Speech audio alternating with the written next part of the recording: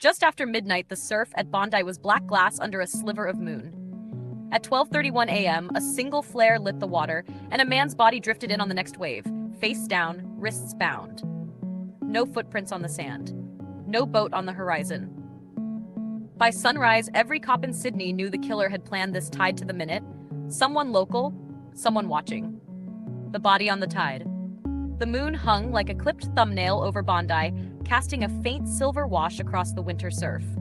Detective Senior Constable Erin Kavanagh pulled her coat tighter as she stepped from the unmarked sedan.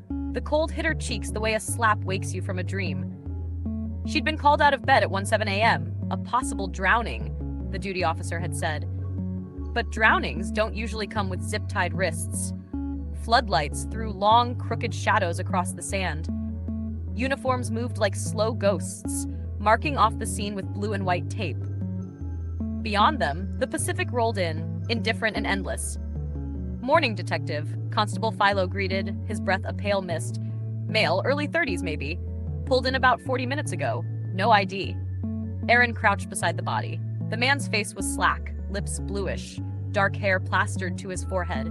A shallow cut traced his temple, but the real message was at the wrists, plastic cuffs, tight enough to leave grooves. She studied the sand. No drag marks, no shoe prints beyond the first responders. The tide had wiped everything clean. Whoever did this knew the surf like a local. "Time of death?" she asked.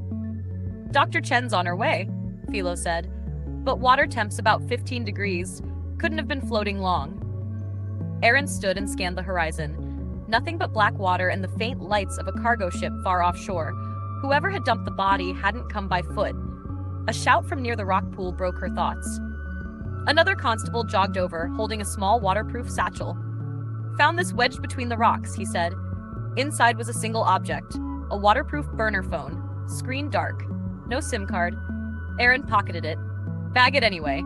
Could be something." By sunrise, Bondi had started to wake. Joggers slowed, eyes wide, phones already out. Media vans lined Campbell Parade like carrion birds. Erin retreated to the temporary command tent, the salt smell clinging to her hair. Senior Sergeant Mullick joined her, coffee in hand.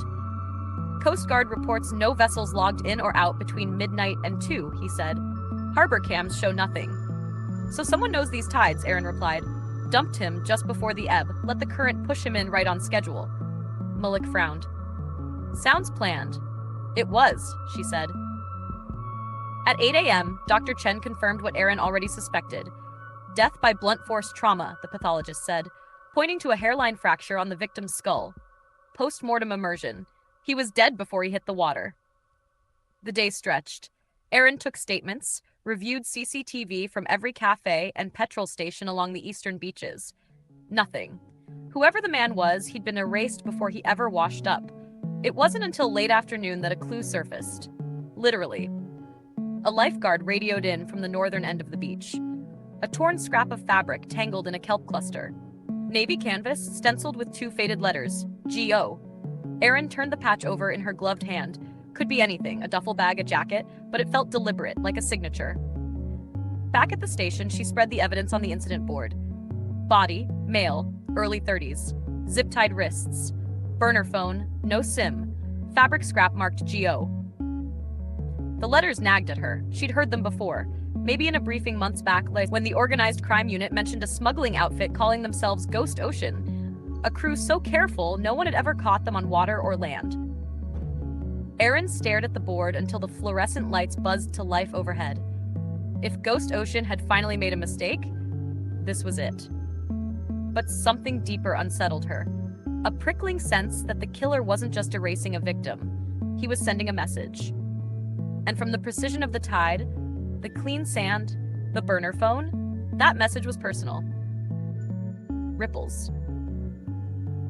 By the time dusk bled into the Sydney skyline, Detective Erin Kavanagh was still at her desk, fingers cold around a cup of long-forgotten coffee. The bullpen hummed with low chatter and the rustle of case files. Everyone had theories. None of them held water. Her phone buzzed. "Unknown number." She answered. Kavanagh, a distorted male voice, metallic and slow, filled her ear. "You're late, Detective. The tide waits for no one." Erin shot upright. "Who is this?" Silence. Then a faint click. She replayed the call in her head. No background noise, no trace of an accent. Whoever it was, they'd masked everything but intention. Malik appeared at her door with 2 takeaway containers. "Dinner," he said, setting them down. "You look like you haven't moved." "I just got a call," Erin told him, voice flat. "Burner number. Said I'm late." Malik's brows knitted. "Trace?" "Blocked. Of course." He lowered himself into the chair opposite. "We've got a name for the victim at least. Fingerprints came back. Lachlan Pryor. 31. Marine surveyor. Lived in Coogee. Worked for a private ocean mapping firm." "Marine surveyor," Erin repeated. "Perfect job for someone who knows tides. Or someone people pay to disappear," Malik added. They drove to Pryor's flat in Coogee just as the evening traffic thinned. The building smelled of salt and bleach, the corridor echoing with the thump of distant music. A neighbor cracked her door, eyes wide at the sight of badges. "Lachi?" she said. "Haven't seen him in days. Nice bloke. Kept odd hours, though, always hauling dive gear at midnight." Inside the apartment, Erin scanned the rooms. Clean, almost too clean. Drawers neatly shut, counters bare. Only the study hinted at life. Nautical charts pinned across one wall, red marker lines zigzagging through the Tasman Sea. She crouched near the desk and found a sealed envelope addressed to Go. Her pulse jumped. Ghost Ocean. Inside was a single sheet of paper. Sunday midnight. "Bring the maps. Same tide. No mistakes. No signature." Malik whistled low. Guess he made one mistake. Back at headquarters, Erin laid the envelope beside the other evidence. The pattern sharpened. Lachlan Pryor, Marine Surveyor. Letter referencing Ghost Ocean. Phone call warning her about the tide. It was more than a killing, it was a schedule. Her phone vibrated again, this time a text from the same unknown number. "If you want the next body to stay breathing, meet at the ferry wharf. Motu, alone." Malik read it over her shoulder. "It's a trap." "Of course it is," Erin said. "But if they know my number, they know I'll come." The night air at Circular Quay cut like glass. Ferries bobbed in their berths, hulls knocking against the piers. Erin kept her hand near the service weapon under her coat, eyes sweeping the deserted walkways. At 2:07 a.m., a lone ferry horn sounded across the harbor, one long, mournful note. From the shadow of a pylon, a figure stepped forward. Hood up, face obscured. He held out a small waterproof case. "Detective Kavanagh," the voice said. Calm, unmistakably male. "You're good with clocks. Keep being good, and maybe someone else gets to live." Before she could react, he tossed the case at her feet and bolted toward the darkness of the rocks. Erin gave chase, boots hammering the timber, but the man slipped between warehouses and was gone, swallowed by alleys and salt mist. She knelt and opened the case. Inside lay a dive watch, still ticking. Set to Sunday 31, exactly the time Lachlan Pryor's body had hit the tide. Back at the station, Malik studied the watch. Same brand the Navy uses. Whoever this is, they're playing with precision. "And they're not done," Erin said. Her mind flashed back to the caller's words, "the next body to stay breathing." This wasn't just murder. It was choreography. Someone was writing a grim tide table in blood. As dawn crept over the harbor, Erin pinned the watch to the board. Another piece in a puzzle that smelled of salt, money, and vengeance. Somewhere beyond the glint of sunrise, the Ghost Ocean waited for their next move. Undercurrents. Rain glazed the city by evening, slicking the sandstone lanes of the rocks. Detective Erin Kavanagh stood beneath a rusted awning, replaying the ferry wharf encounter in her head. Every detail, the man's stride, the way he'd hurled the case, felt rehearsed, as if he knew the camera's blind spots. Inside headquarters, the incident board had become a tangle of strings and photographs. The dive watch, the scrap of Navy fabric, the burner phone. 3 clues, no answers. Malik leaned on the edge of her desk. Forensics finally pulled data from the burner. Nothing on the SIM slot, but the internal memory had a single image. He slid a tablet across. A grainy night vision shot appeared, a small trawler riding heavy seas. Its stern bore a stenciled name barely legible through pixel blur. Southern Arc. Erin frowned. Commercial license? "None we can trace," Malik said. "Harbor masters never logged it." "Ghost ship? Literally." They traced maritime records late into the night. At 2 a.m., Erin's screen pinged with an alert. A private satellite had caught the Southern Arc 3 nights earlier, 40 nautical miles east of Jervis Bay. No AIS beacon, no lights, just a shape moving fast against the current. Malik whistled. "That's Navy territory." Or someone who wants to look like it, Erin replied. Let's talk to defense. The next morning, rain still fell in thin, needling sheets as they entered HMAS Kudable Naval Base. Lieutenant Commander Sophia Reed greeted them with a handshake firm enough to bruise. We've heard of Ghost Ocean, Reed said as they walked past gray hulls rocking in the swell. Rumors of a smuggling network using decommissioned naval charts to slip past patrols, drugs, weapons, sometimes people. But no one's ever caught them. Erin showed the satellite image. Reed's eyes narrowed. If that's the Southern Arc, they've upgraded. Hull profile looks ex-military. Could Lachlan Pryor have been working for them? Erin asked. Or against them, Reed said. Surveyors know the seafloor. Perfect for hiding drops. Back in the car, Mullick tapped the steering wheel. If Pryor was a mapman, maybe he found something they wanted hidden. Or something they needed revealed. Erin muttered. Her phone buzzed. Another unknown text. Clock's ticking. Sunday midnight. Watson's Bay. Attached was a live GPS pin, pulsing like a heartbeat. Mullick exhaled. They're scheduling us now. They're scheduling a death, Erin corrected. That evening, Erin visited Pryor's parents in their modest Wollongong home. The sea wind rattled loose boards as Mrs. Pryor clutched a teacup like a lifeline. Lashi was careful, she said, eyes red. He loved the ocean, but he'd been anxious lately. Said he'd found something off the charts. I thought it was just another reef. Did he mention names? Erin asked. Mrs. Pryor shook her head. Just that he might need to disappear for a while. Mr. Pryor handed Erin a battered dive log. Between the neat depth notes was a single scrawl dated a week ago. Geo. Route confirmed. Hidden shelf coordinates. Delete, if found. Erin photographed the page. A hidden shelf could mean an undersea ledge, perfect for contraband caches. Late that night, Erin spread the coordinates across a digital chart. The spot lay 25 kilometers offshore, a pocket of unpredictable rips and submerged caves. Dangerous to any casual diver, ideal for someone who knew every meter of sand and stone. Her computer chimed again. Another message. A life for a life. Bring the watch. Alone. The countdown on the dive watch matched the tide tables to the minute. Sunday 0:31, exactly when the hidden shelf would be at its calmest. Malik read over her shoulder. They're daring you. They're testing whether I'll follow the tide, she said. As the hour crept toward midnight Sunday, Erin prepped her gear. Dry suit, dive mask, waterproof comms. Malik insisted on backup teams shadowing at a distance, but Erin knew the ghost ocean wanted only her. Standing at the edge of Watson's Bay, she watched the black water pulse with moonlight. Somewhere beneath that shifting skin lay answers, and maybe another victim counting down the final seconds. She checked the dive watch. 15 seconds until the next move. The sea exhaled, slow and heavy, as she stepped into the water. Below the shelf. The Pacific swallowed Detective Erin Kavanagh in a single, cold breath. Moonlight fractured across the surface above her as she sank, the world narrowing to the hiss of her regulator and the throb of her own heartbeat. She checked the dive watch. 0:31 exactly. Right on their schedule. The hidden shelf lay 25 meters down. Her torch cut a narrow cone through murk and drifting silt. Shadows of kelp swayed like dark hands. Even with years of diving experience, the pressure gripped her chest. A flicker of movement.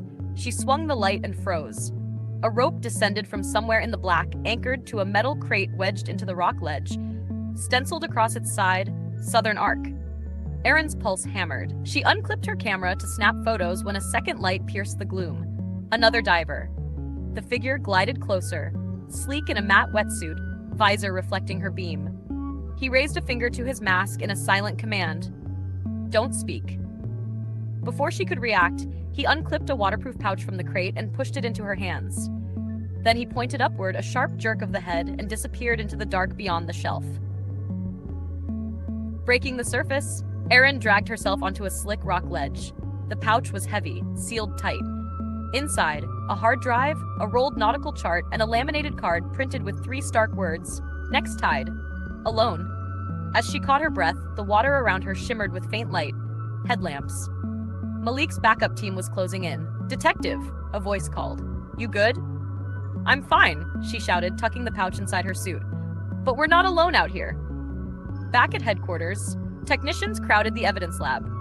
The hard drive revealed encrypted files and sonar maps, massive cavities beneath the continental shelf. One image showed an undersea cavern lit by industrial floodlights. Someone's mining down there, Malik said, eyes wide. Not gold, could be rare earths, lithium, billions in it. Erin studied the chart. Coordinates formed a triangle with shipping lanes that skirted naval patrols, perfect for moving cargo unseen. A forensic tech pointed at a digital watermark on the files. OceanX Holdings, a multinational energy company with deep ties to Australian defense contracts. Malik swore. Corporate money. No wonder Ghost Ocean stays untouchable. At dawn, Erin briefed Superintendent Harris. You're telling me a private company's running illegal seafloor operations and knocking off surveyors who find out? Harris said, incredulous. They're not just knocking them off, Erin replied. They're recruiting them. Lachlan Pryor might have agreed at first, then tried to walk. Harris rubbed his temples. We can't move without hard proof. And if OceanX is involved, you'll be swimming against a political riptide. Erin tapped the laminated card. Then I'll swim. That evening, Erin received another text. High tide. Midnight, South Head. The countdown on the dive watch ticked relentlessly. She met Malik at the car park above the cliffs. Command wants you to stand down, he said. Federal task force is gearing up. They'll be hours, she replied. Ghost Ocean won't wait. Malik clenched his jaw. Then I'm coming. No, Erin said. They asked for me. Alone. The path down to the old lighthouse was slick with sea spray. Wind howled off the Tasman like a living thing. At the cliff's base, the same hooded figure from the ferry wharf stood by a weather-beaten dinghy. You kept time, he said, voice carrying over the surf. Good. Who are you? Erin demanded. Someone who wants them exposed, he replied. OceanX is drilling a cavern the Navy can't find. Pryor helped map it. They killed him when he threatened to leak it. He handed her a second waterproof case. Inside are proof and names. But you need to understand, this isn't just about money. They're burying something bigger, something the government doesn't want surfaced. Erin stepped closer. Then why hide behind masks? Test me with bodies. Because, he said quietly, I needed to know you wouldn't sell the tide. Before she could question him further, a spotlight burst across the rocks. A black rib boat roared from the darkness, engines snarling. Men in unmarked tactical gear leapt onto the ledge. Federal police, one barked, weapon raised. Step away, the hooded man backed toward the surf. Too late, he shouted and dove into the boiling black. Agents swarmed Erin, demanding the case. She clutched it to her chest. Chain of evidence, she insisted, but their eyes said politics outweighed procedure. As they argued, Erin glanced at the waves. No sign of the mysterious diver. Only the relentless tide, erasing footprints, washing secrets back to the deep. Pressure points. Detective Erin Kavanagh sat in a narrow interview room, its walls the color of damp paper. A single fluorescent tube hummed overhead.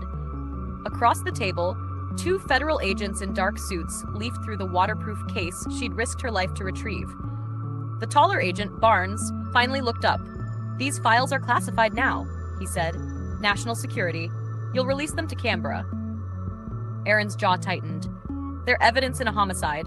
Lachlan Pryor deserves a court, not a cabinet meeting. Barnes offered a politician's smile. You've done your job, detective. We'll handle the rest. When they left, Malik slipped into the room with 2 coffees and a scowl. They're burying it, he said. Standard playbook. Erin opened her laptop, fingers hovering over the keyboard. Not if we get ahead of them. That night, she worked from her apartment overlooking Coogie's dark surf, the encrypted drive balanced on the coffee table. It took hours, but she finally cracked a secondary folder. Inside were high-resolution images. Cavernous tunnels lit by flood lamps, industrial drills carving into rock that glowed faintly green. One document stopped her cold, an internal OceanX memo stamped Deep Source, Stage 4. It outlined an operation to extract rare isotopic minerals of strategic defense value, all outside environmental oversight. At the bottom, a list of operational security measures included a single chilling line: eliminate surveyor risk factors. Lachlan Pryor hadn't stumbled onto them by chance. He'd been hired and silenced. Her phone vibrated. Unknown number again. You've seen it, the voice said, calm as the tide. Now you understand why they can't let it surface. Who are you? Erin demanded. The diver at Watson's Bay? A pause. Names don't matter. What matters is the next tide. Enough riddles, she snapped. Why me? Because you still believe in the law, even when the law's been bought. The line clicked dead. At dawn, Erin drove to the ABC Investigative Unit's discreet side door, the encrypted drive hidden beneath a weatherproof jacket. Journalist Tessa Quinn, a former schoolmate turned hard-edged reporter, met her in the empty newsroom. This is dynamite, Tessa whispered after scanning the files. But they'll slap a suppression order on us before we print a word. Then be ready to run it the second anything happens to me, Erin said. Full package. Names, coordinates, everything. Tessa studied her. You think they'll come after you? I think they already have. Hours later, Mullock called from the harbor. You need to see this, he said. When Erin arrived at the marina, he pointed to a Coast Guard screen showing live sonar. A large vessel, no transponder, was moving fast toward the continental shelf coordinates from Pryor's chart. Southern Arc, Mullock said. Or something bigger. Erin felt the familiar surge of adrenaline. They're about to clear the cavern. Probably scuttle everything. Mullock checked the tide tables. High tide at midnight, same as before. She looked toward the horizon, a dark seam between iron sky and black water. Then, that's where the end begins. That evening, storm clouds bruised the sunset. Erin loaded her dive gear into a small police launch. Malik stood beside her, wind tugging his jacket. You don't have to do this, he said. If we wait for clearance, Oceanx wipes the site, she replied. I need the proof firsthand. He gripped her arm. Then I'm on comms the whole time. They reached the GPS mark just before midnight. Waves slapped the hull, rain needling sideways. Through the mist loomed the Southern Arc, its silhouette massive against the angry sea. Lights glowed along its deck like a floating refinery. Erin slipped into the water, the world narrowing to bubbles and cold. Below, industrial flood lamps burned in the cavern, illuminating cranes and sealed containers ready for removal. Divers in black suits moved with mechanical precision. She raised her underwater camera, heart pounding. Every photo felt like a heartbeat stolen from the enemy. Then she saw him, the hooded diver from Watson's Bay, visor gleaming. He hovered near a support beam and signaled urgently, "Up! Now!" Erin turned and froze. A patrol diver with an Oceanx emblem was cutting toward her, spear gun leveled. A surge of current dragged her sideways as the first shot hissed past. She kicked hard, the dive watch vibrating with a silent alarm, Malik's emergency ping. Above, the roar of engines thundered through the water. The last tide. Rain lashed the Pacific in silver sheets as the Southern Arc clawed for open water. Detective Erin Kavanagh hauled herself onto the police launch, lungs burning from the dive. Federal patrol craft flanked them like hunting dogs. Malik jammed the throttle. If they clear the headland, they'll vanish into international waters. They won't, Erin said, clipping on her headset. Patch me to the lead cutter. Within minutes, the cutter's loud hailer boomed across the storm. Southern Arc, cut engines and prepare to be boarded under the Maritime Offenses Act. The trawler didn't slow. Then a flare arced from the darkness, bright crimson hissing. Not from the cutter, but the Southern Arc's own deck. A signal. Seconds later, the vessel throttled back, a long, reluctant howl of engines surrendering to the sea. Federal agents swarmed the ship.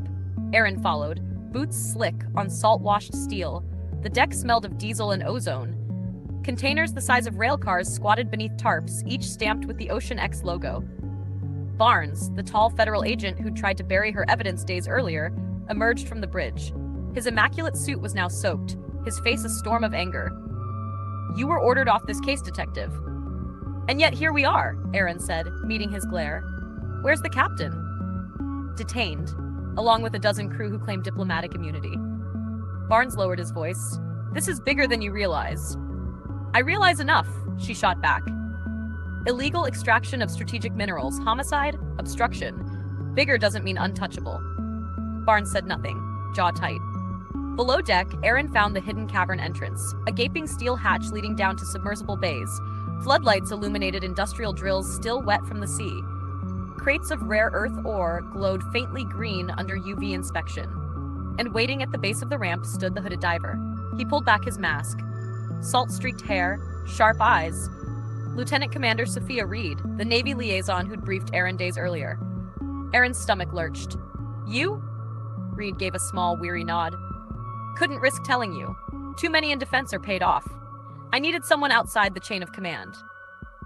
You used me, Erin said. I trusted you, Reed countered. And you proved worthy. Without your evidence, Oceanix would have scrubbed this site and blamed ghost stories. Malik arrived behind them, weapon lowered, but ready. So you were the voice on the calls.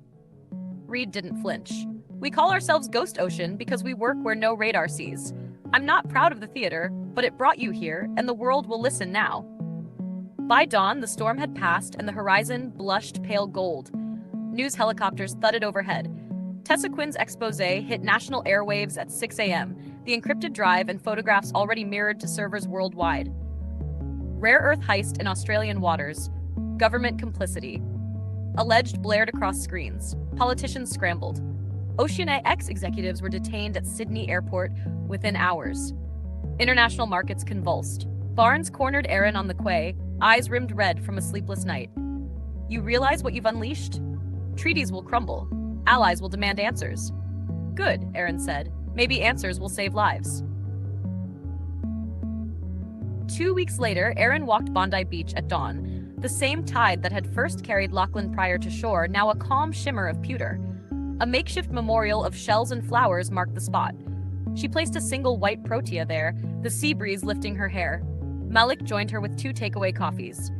Federal inquiries in full swing, he said. Reed's cooperating. Oceanix board's facing criminal charges. And you, hero cop of the harbor. Erin gave a faint smile. I'd rather be anonymous. You won't be, he said. Not after this. She watched a lone surfer cut across a rising wave, the morning sun catching the spray. For the first time in weeks, the horizon looked like possibility instead of threat. Malik raised his cup. To tides that keep time. Erin clinked hers against his, and to those who refused to be washed away. The ocean rolled in, endless and unbroken, carrying secrets and justice alike, its own eternal witness. The end.